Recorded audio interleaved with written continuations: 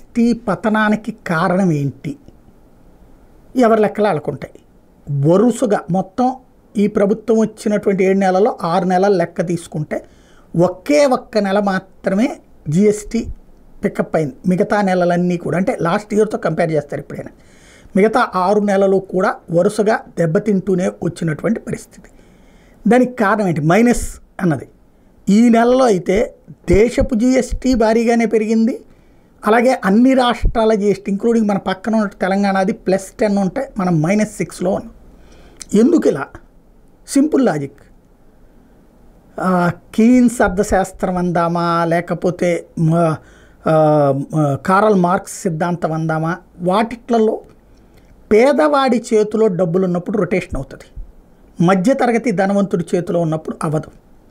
అది దాన్ని ఏమంటారు, కోల్డ్ స్టోరేజ్కి పోతుంది. ఫర్ ఎగ్జాంపుల్ ధనవంతుడి దగ్గర ఉన్నప్పుడు ఓ భూమి కొనటమో బంగారం కొనటం కొనేసి పక్కన పెట్టేస్తాడు.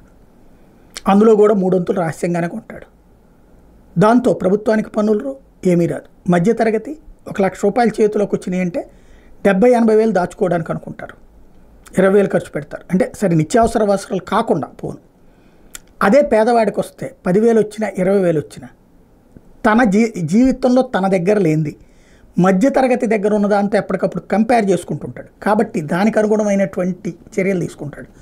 అందులో భాగంగా జరిగేటటువంటి చర్యే స్కూటర్ కొనుక్కుంటాడు, లేకపోతే బైక్ కొనుక్కుంటాడు, టీవీ కొనుక్కుంటాడు. అంటే తన ఇంట్లో లేనివి ఫ్రిడ్జ్ కొనుక్కుంటాడు, ఇట్లాంటివి కొనుక్కుంటాడు. ఈవెన్ బట్టలు కొనుక్కుంటాడు, మంచి తిండి తింటాడు. వీటి ద్వారా ఆ డబ్బులు రొటేట్ అవుతాయి. రొటేట్ అయినప్పుడు పేదవాడి దగ్గర నుంచి చిరు వ్యాపారి దగ్గరికి, చిరు వ్యాపారి నుంచి హోల్సేలర్ దగ్గరికి, హోల్సేలర్ నుంచి డీలర్ దగ్గరికి, డీలర్ దగ్గర నుంచి ఉత్పత్తిదారు 4 సార్లు రొటేట్ అయింది. 4 సార్లు పన్నులు వస్తున్నాయి. ఈ పన్నే జిఎస్టీ, జనరల్ సేల్స్ ట్యాక్స్కి సంబంధించినటువంటి అత్యంత ముఖ్యమైనటువంటిది అదే. అది మనకి జగన్ టైంలో వరుసగా ఈ సంక్షేమ పథకాలు ఇస్తూ ఉండటం వల్ల జిఎస్టీ ఏనాడు తగ్గింది లేదు. ఇంక్లూడింగ్ కరోనా టైంలో కూడా మన దేశం మొత్తం మీద జిఎస్టీ ఇక్కడే ఎక్కువ ఉండేది. ఇప్పుడు ఆ సంక్షేమ పథకాలు ఆపేయడం వలన జిఎస్టీ లేదు. మరి ఇదే పరిస్థితి ఎప్పుడు ఉంటుందా? ఈ ప్రభుత్వపు ఆలోచన ఏంటి? వీళ్ళు ముందు నుంచి కూడా సంక్షేమానికి వ్యతిరేకం, కాకపోతే అంతకంటే సంక్షేమం ఇస్తామని చెప్పొచ్చారు. మరి దాన్ని నమ్మి ఓట్లేశారా? సంక్షేమం వద్దని ఓట్లేశారు. వీళ్ళల్లో మెజారిటీ వాళ్ళు అభిప్రాయపడేది సంక్షేమం వద్దని ఓట్లేశారు. అన్ని సంక్షేమాలు ఇచ్చిన నవరత్నాలు ఇచ్చిన వదిలి ఆరిస్తామని మనకిచ్చారు అంటే అర్థం ఏంటి అని మాట్లాడేవాళ్ళు ఉన్నారు.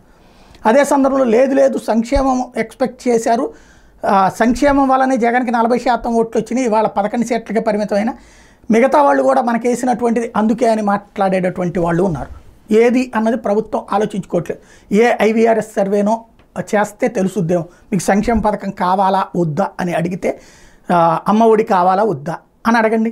అట్లాగే చేయూత కావాలా వద్దా, మీకు ఇల్లు కావాలా వద్దా ఈ అడగండి, చెప్తారు వాళ్ళు. అప్పుడు వద్దు అని కనుక ఎక్కువ మంది అంటే ఆపేసేయండి. కానీ ఇప్పుడు ఏమవుతున్నది? చేతిలో డబ్బులు లేవు, డబ్బులు లేదు కాబట్టి వ్యాపారాలు లేవు, వ్యాపారస్తులు నలిగిపోతున్నారు, రాష్ట్రపు ఆదాయము నలిగిపోతుంది. దీని ఇంపాక్ట్ రేపొద్దున మనం తీసుకునే అప్పుల మీద కూడా పడుతుంది. జిఎస్టీలు వస్తేనే కదా జిఎస్డిపి ఎంత ఉంటే అందులో 3% మనం లోన్ తీసుకోవడానికి వీలు ఉంటుంది. జిఎస్డిపి తగ్గితే మనం లోన్ తీసుకోవడానికి అవకాశాలు తగ్గిపోతాయి.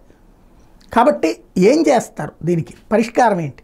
ఇప్పుడు ఈ ప్రభుత్వం కోరుకునేది ఏంటి? జనం వాళ్ళంతటా వాళ్ళు కష్టపడి సంపాదించుకోవాలి, మనం జస్ట్ ఒక ఫెసిలిటేటర్గా ఉండాలని.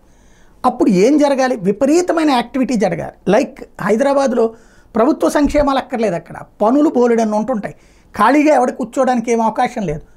అలాంటి పరిస్థితులు అలాంటిది ఇక్కడికి రావాలి. అది కల్పిద్దామన్నది వీళ్ళ ఆలోచన. మరి ఈ ఏడాది అవుతుందా, వచ్చే ఏడాది అవుతుందా? అప్పటిదాకా జిఎస్టీ పరిస్థితి. ఇంకోటి మైనస్ డెవలప్మెంట్ గ్రోత్ ఉన్నటువంటి సందర్భంలో ఇన్వెస్టర్లు వెనకాడతారు.